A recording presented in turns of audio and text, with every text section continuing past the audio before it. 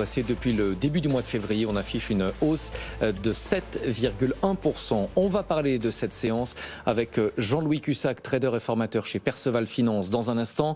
Mais tout d'abord, la parole à Romain Daubry, membre de la cellule Info d'experts de Bourse Direct. Bonjour Romain, merci d'être en ligne avec nous.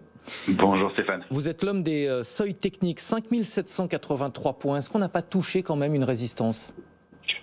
Si, ça en est une. D'ailleurs, on a buté deux fois dessus.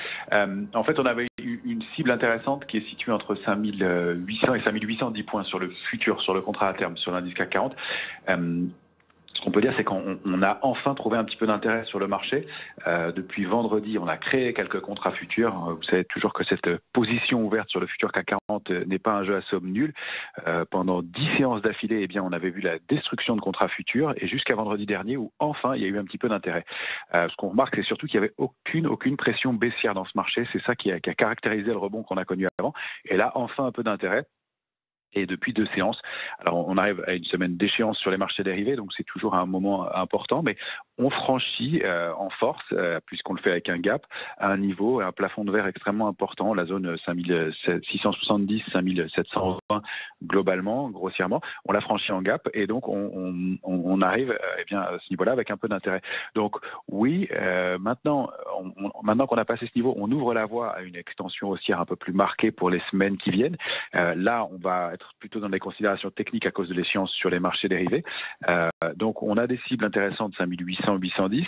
La cible suivante, à mon avis, et c'est le pied du gap qu'on avait laissé il y a près d'un an de ça, au moment du début de la crise de la pandémie et du grand mouvement de baisse qu'on avait connu sur le futur, c'est 5837, 5842 qui va être un niveau technique important. Il n'y a pas d'alerte, à mon sens, tant qu'on reste au-dessus de 5716 points. Et il y a un niveau technique vraiment à surveiller pour cette échéance des marchés dérivés de février, c'est 5675. C'est le prix d'exercice sur les options, sur lequel il y a énormément d'options. Il y a quasiment un quart de la position ouverte qui est sur ce niveau-là. Donc, on a des investisseurs qui sont toujours prévenus, prudents. En revanche, en jetant un petit coup d'œil sur le mois de mars, il va falloir vérifier ça, mais pour l'instant, il n'y a pas beaucoup de protection dans les portefeuilles et peut-être un peu plus de complaisance après l'échéance des marchés dérivés. Donc pour l'instant, le mouvement reste haussier tant qu'on reste au-dessus de 716, 675. Après, au début de semaine prochaine, je serai un peu plus méfiant si on n'a pas plus de protection dans les portefeuilles.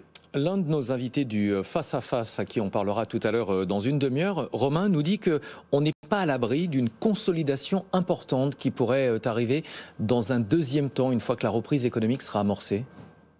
Alors ça dépend à quelle horizon de temps on se situe.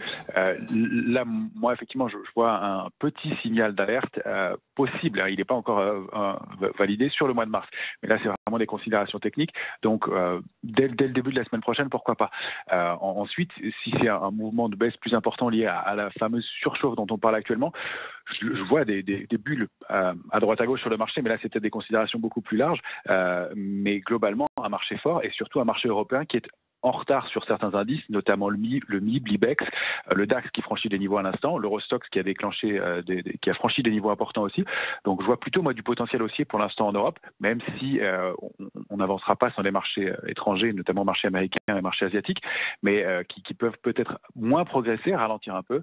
Voilà, donc des soubresauts à venir dans les semaines qui viennent, ça c'est très probable compte tenu de la structure, du contexte du marché, mais pour l'instant c'est plutôt un marché qui pour moi à court terme est haussier, moyen terme qui est moins clair, et à long terme, donc un peu plus et plutôt aussi.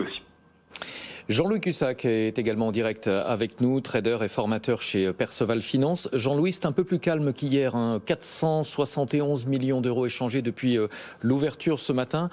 On manque d'abord